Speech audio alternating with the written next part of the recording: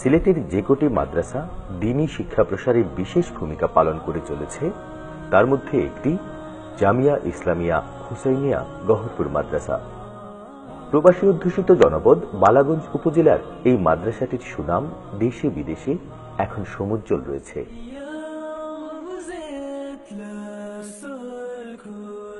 এই সুনাম বালাগঞ্জ উপজেলাকে দিয়েছে আলাদা গৌরব।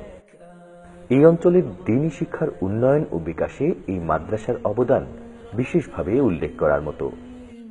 তবে মাদ্রাসাকে বিশেষ গৌরবে গৌরবান্বিত করেছে মাদ্রাসার প্রতিষ্ঠাতা শাইখুল হাদিস আল্লামা হাফিজ নুরউদ্দিন আহমদ গহরপুরী রহমতুল্লাহি আলাইহের নাম।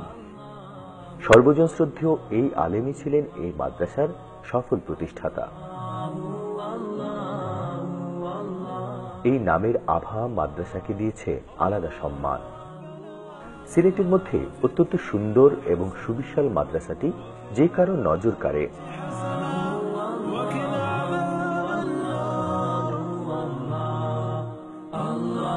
প্রকৃতির নির্মল ছায়া প্রচ্ছায়া ঢাকা তার পরিবেশ বিমোহিত করে সকলকে।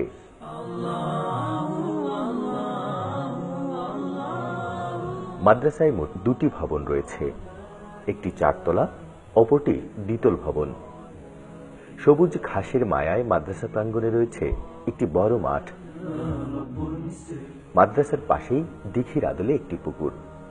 পুকুরের চারপাশে নানা প্রজাতির গাছগাছালি পুরো পরিবেশটাকেই বদলে দিয়েছে। ফলে প্রকৃতির অন্যরকম এক মায়া সবসময় বিরাজ করে মাদ্রাসার চারপাশে। বাইরের দৃশ্যপটের পাশাপাশি ভেতরের স্থাপত্যশৈলীও মুগ্ধ করার মতো। মাদ্রাসার প্রতিটি শ্রেণীবিন্যাস, প্রতিটি প্ল্যাটফর্ম দৃষ্টিনন্দন এবং পরিপাটি। সারিবদ্ধ এবং সুশৃঙ্খলভাবে শিক্ষার্থীদের কোরআন তেলাওয়াতের দৃশ্য মনকে ভরিয়ে দেয়। শিক্ষকরাও অত্যন্ত আন্তরিক। শিক্ষক এবং শিক্ষার্থীদের সৌহার্দ্যপূর্ণ সম্পর্ক মাদ্রাসার সুনাম বৃদ্ধিতে রাখছে বিশেষ ভূমিকা। বিভিন্ন বছর মারকাজি ইমতিহান হয়। ইমতিহানের মধ্যে জামিয়া সিলেট বিভাগের মধ্যে প্রথম স্থান অধিকার করে আসছে এবং জামিয়ার সুনাম দেশে এবং বিদেশে অক্ষুণ্ণ রাখছে। মাদ্রাসার পাশেই রয়েছে একটি দুতলা বিশিষ্ট মসজিদ। এই মসজিদটি সবসময় সরব থাকে নামাজীদের পদচারণায়।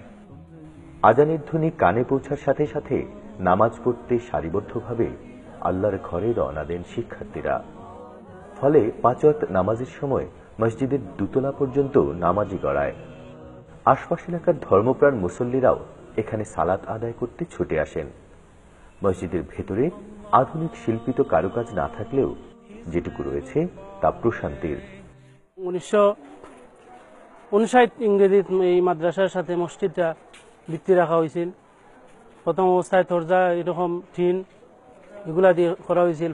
ক্রমান্বয়ে 1978 সালে আইয়ার এই মসজিদে পুনর্নির্মাণ করা হয়েছে। আর আল্লাহর ঘর মসজিদে এই প্রশান্তি থাকবে অনন্তকাল পর্যন্ত। দুনিয়ায় এর চেয়ে শান্তির জায়গা আর কোথাও নেই।